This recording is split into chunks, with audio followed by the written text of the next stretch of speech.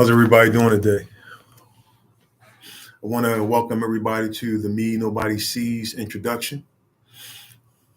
During this caption in this stream, I just want to talk intimately, casually, and openly about what got me to creating this platform where I can give information to individuals out there who are in a current similar situation as myself and others who are not really sure about where they want to go.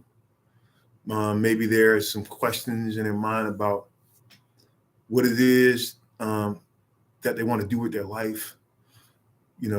Confusion about things that they used to do, careers that they used to be in, jobs that they used to be in, opportunities that they've messed up, things that they may be involved in right now that they're not really sure if it's going to pan out, whether it be a relationship or some type of financial endeavor that they got themselves in. Whatever it may be, the Me Nobody Sees series, as well as other important information, other platforms that I'm going to put out there. This is all for you. And it's coming from me.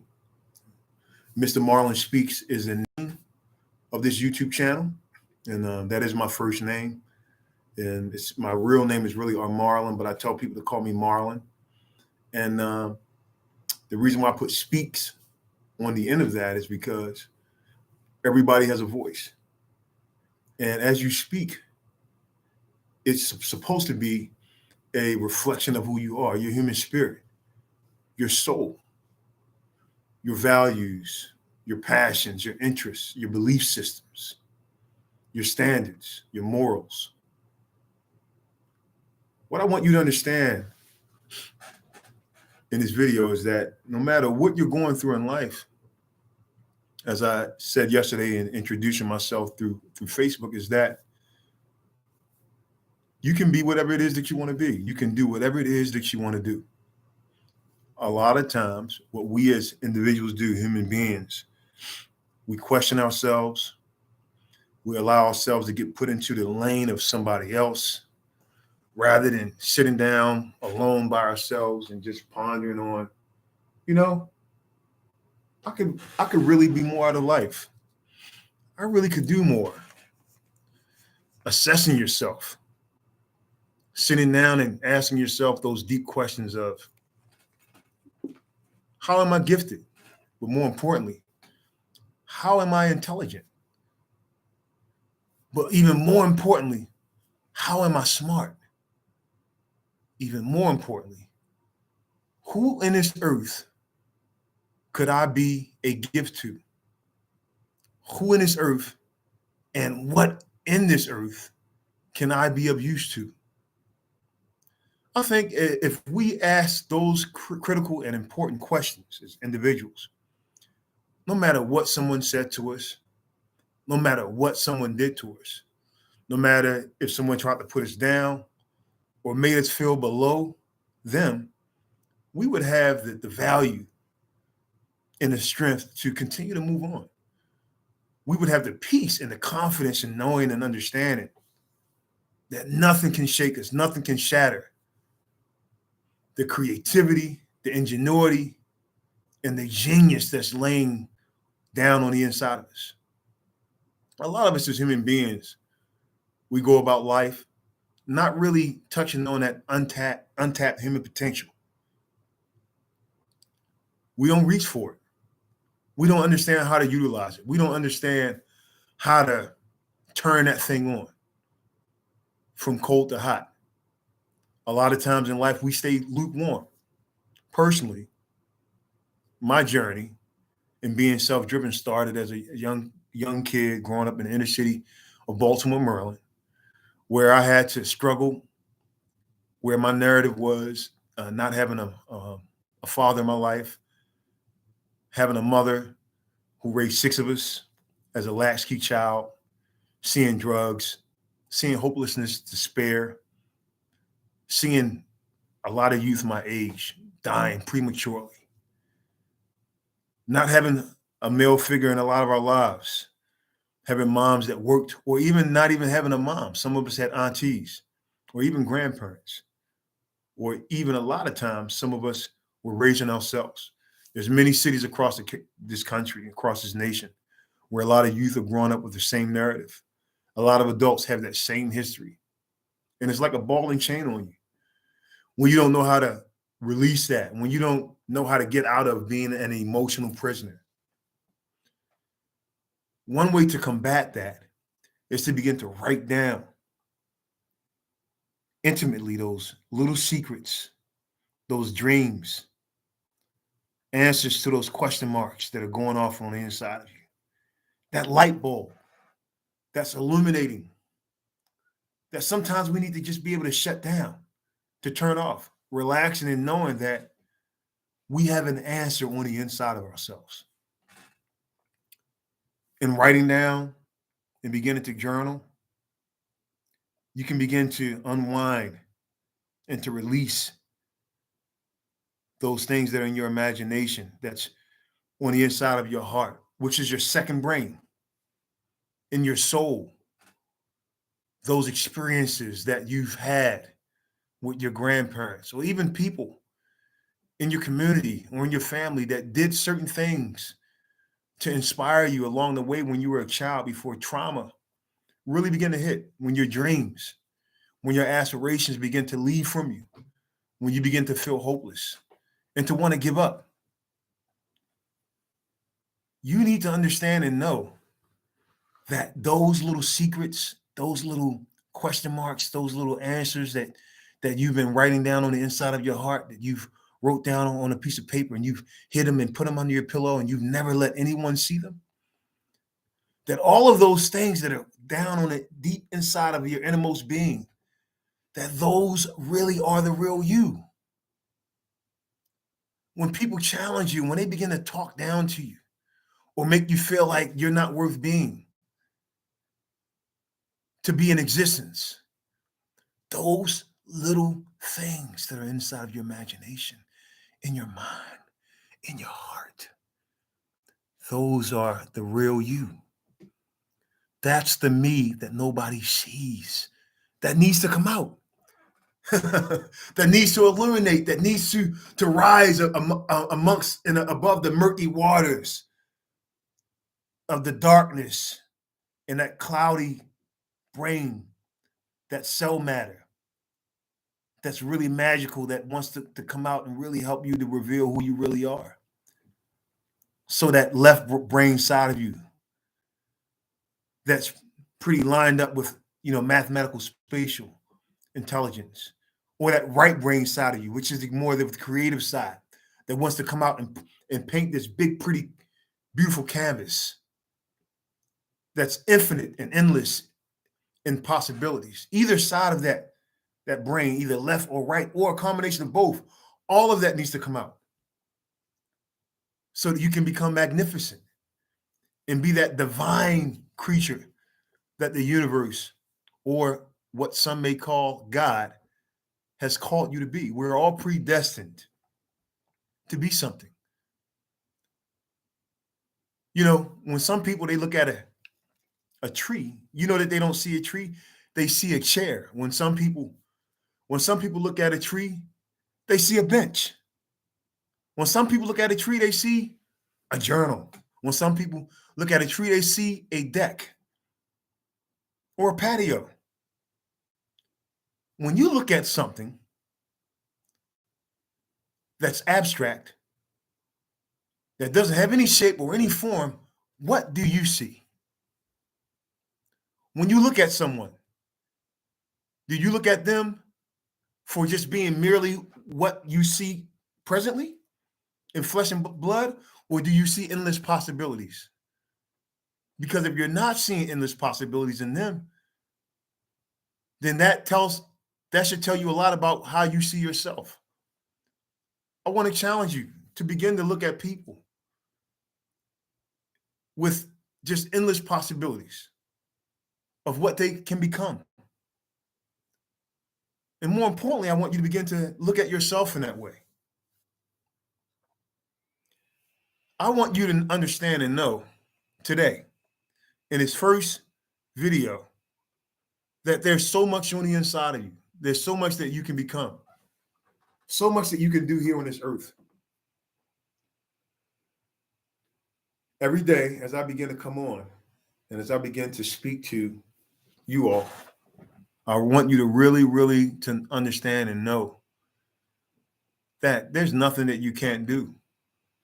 You know, as a child, I took some of my biggest faith steps when my mom put me away, signed me over to the state of Maryland at the age of around 11, between 11 and 12, something like that. That same day, I took one of my biggest risks. Rather than waiting for a social worker to come and take and put me in a placement, I took and stole a car with a bunch of guys that were much older than me. Some of them were 18, 19, and 20. And we took and stole a car and we went to first New York, and then we went all the way up through Boston to Rhode Island. While there, I did something else that was very profound in being a little man, a little lion, as I would call myself. Just like I took that step in faith and that major risk that could have cost me my life as a child, I took a stance to be in the driver's seat when my mom decided to put me away. I took with my own drive and my own destination and my own focus, and I went and did my own thing, made my own decision, which confirmed to me that I had a mind, that I was a free thinker. The second powerful decision that I made, in which I reflect on a lot when I feel like I want to get in fear, when I want to be confused about my ability to be steadfast on making a decision and walking in my authority as an adult that can manifest my destiny, I inflect on that one decision and then on this other decision that I made even back then, way back then, which was I made another powerful decision to say no to a bunch of people that were about to get locked up and get put in jail, whose lives were absolutely about to be messed up because they were adults. And I knew that as a child, that I could make a decision to begin to realign my life and to create a destiny and write a narrative that could help to redeem myself so that I could have an opportunity to do something different than what they were doing that was going to, pretty much mess them up. In saying no that day, while I was up in Rhode Island in a store with a bunch of kids who were stealing peanuts and stealing drinks and stealing CDs, I decided to tell them no, that I wasn't going to go with them across the Canadian border, that I wasn't going to stay on this escapade of stealing cars and stealing sneakers and doing all these things, which was going to create a bigger, more larger, vaster criminal record for me, even as a juvenile delinquent. I wasn't going to do anymore, that I had had enough. Those two decisions really helped me to recreate myself and to create a narrative for an individual that was deciding, even back then as a child, that I could be a man and stand on my own words, that I could be a man that could make a decision and live with the consequences. I believe in going through these different series as we talk about the me nobody sees, and how all of the question marks, the light bulbs, the spaceships and the rocket ships, and the beautiful sunshine and the rays and the illumination that's going off on the inside of you. If you begin to just listen a little more to that inner ear and to begin to just write down and to answer to that giant that's on the inside of you that wants to come out, you can begin to reimagine and recreate a whole new narrative for yourself that's bigger, that's brighter than the one that you're currently living in. I want you to understand that there's nothing that you can't do. But the one thing that you're going to first have to start doing is you're going to have to start listening to that inner spirit that's on the inside of you that's telling you to go this direction, to go in that direction, that you can become this, that you can do more, that you can be more. And when it gives you an idea, rather than you living out of your subconscious of all of the past failures that you've had, if you can just begin to live out of the frontal lobe of the creativity rather than the past experiences and past failures, and to begin to answer to those ideas, those question marks, to begin to answer when that light bulb goes off, to begin to answer to the aha moments that you're getting, you're going to find that this world can give you whatever it is that you want, because the answer is already on the inside of you. So on that note, I'm going to end this video. And I just want you to know that I can't wait to get back on here again to really begin to really go in depth about what the Me Nobody Sees really entails. This is the journal. This is a comprehensive journal. And it's also a workbook that starts off with a motivational poem that I created, that I used to go into high schools, that I used to inspire them with, that I used to go into colleges. And I would pretty much engage and provoke the students in my audience to begin to want to find out what it is and who it is that they really are. To question them and to challenge them, to really to try to discover the hidden potential that lies dormant on the inside of them, so that they can become a great person, so that once they leave this earth, they can leave this earth by leaving a mark. But more importantly, being able to maximize their potential in between the start date and the end date, which is the day that they leave this earth and they die of a physical death, that they're able to leave a mark and leave a legacy that lives on and outlives them even when they're physically gone. And going through this book, The Me Nobody Sees, going through this workbook, understanding how to set goals, how to deal with your human emotions, how to begin to track them, how to become more in touch with yourself, how to begin to ask yourself questions and to answer how you're great, and to begin to self-affirm that every day by getting up every day and saying some things to yourself and being thankful, understanding the power of gratitude. You can do whatever it is that you want to do. You can be whatever it is that you want to be. So I want you guys to tune in. And if you like this video, I want you to subscribe, okay? And become a member. I want you to become a member of Mr. Marlon Speaks. I want you to do that, all right? And we're going to continue to grow this family. We're going to do some neat things. We're going to do some fun things.